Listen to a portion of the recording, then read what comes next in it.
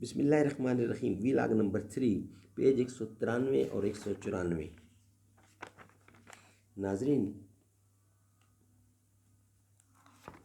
اردو زبان میں سرور عالم صلی اللہ علیہ وسلم کی سیرت پر جامع ترین کتاب سیرت النبی صلی اللہ علیہ وآلہ وسلم۔ رائٹر ہیں اس کتاب کے علامہ شبلی نعمانی رحمۃ اللہ، علامہ سید سلیمان ندوی رحمۃ اللہ، جلد نمبر 2۔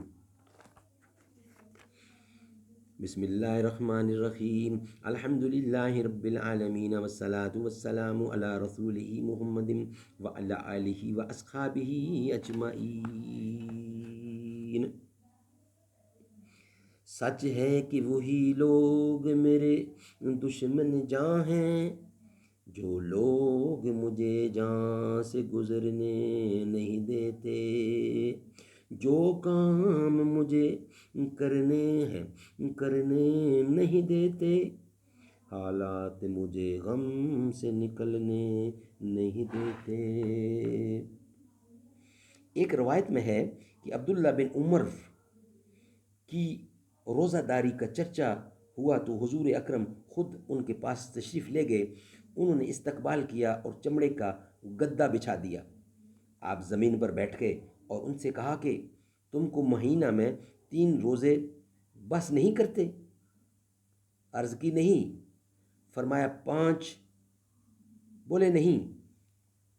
عرض آپ بار بار تعداد بڑھاتے جاتے اور وہ اس پر راضی نہ ہوتے۔ بالآخر آپ نے فرمایا کہ اخیر حد یہ ہے کہ 1 دن افطار کرو اور 1 دن روزہ رکھو۔ سبحان اللہ، سبحان اللہ۔ ایک دفعہ حضرت ابو ہریرہ رضی اللہ نے عرض کیا، یا رسول اللہ، میں جوان آدمی ہوں اور اتنا مقدور نہیں کہ نکاح کروں، نہ اپنے نفس پر اطمینان ہے۔ حضور اکرم صلی اللہ علیہ وسلم چپ رہے۔ حضرت ابو ہریرہ نے پھر انہی الفاظ کا اعادہ کیا۔ آپ چپ رہے۔ 100 بارہ کہا تو آپ نے فرمایا کہ خدا کا حکم ٹل نہیں سکتا۔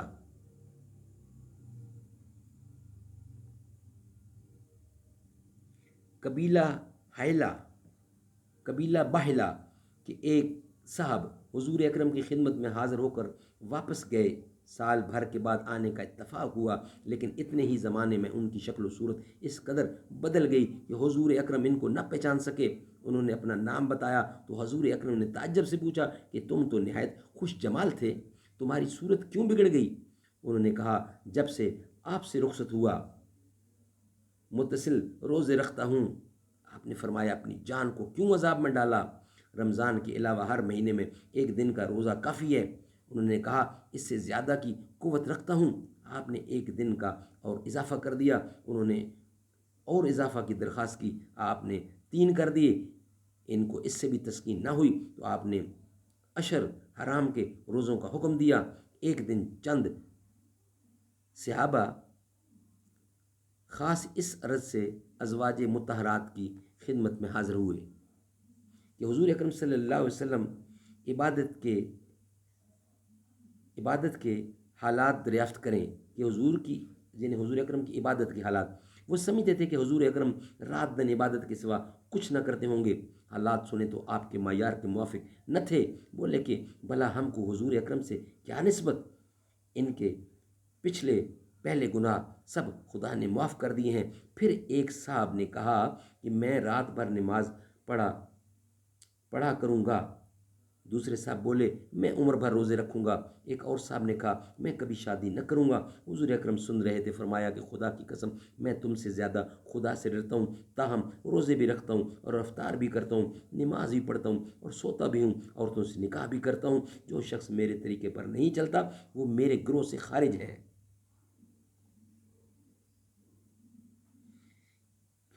کسی غزوہ میں ایک صحابی کا نماز پر گزر ہوا جس میں پانی تھا، یعنی ایک غار کے اوپر سے گزر ہوا، اس میں پانی تھا اور آس پاس کچھ بوٹیاں تھیں۔ خدمت اقدس میں حاضر ہوئے تو عرض کیا، یا رسول اللہ، مجھ کو ایک غار مل گیا ہے جس میں ضرورت کے سب چیزیں ہیں۔ میرا دل چاہتا ہے کہ وہاں گوشے نشین ہو کر ترک دنیا کر لوں۔ آپ نے فرمایا، میں یہودیت یا نصرانیت لے کر دنیا میں نہیں آیا۔ آسان اور سہل ابراہیمی مذہب لے کر آیا ہوں۔ سبحان اللہ، سبحان اللہ۔ ناظرین، 3 ویلاگ ہمارے کمپلیٹ ہوئے، انشاءاللہ ویلاگ 4 کے ساتھ آپ کے ساتھ حاضری ہوگی۔ صحابہ کے دامن میں آ کر تو دیکھو، ملے گا سکون، آزما کر تو دیکھو، ہمیں ان کا ناموس ہے جاں سے پیارا، صحابہ پہ انگلی اٹھا کر تو دیکھو، صحابہ کے دامن میں آ کر تو دیکھو، ملے گا سکون، آزما کر تو دیکھو، ہمیں ان کا ناموس ہے جاں سے پیارا، صحابہ پہ انگلی اٹھا کر تو دیکھو۔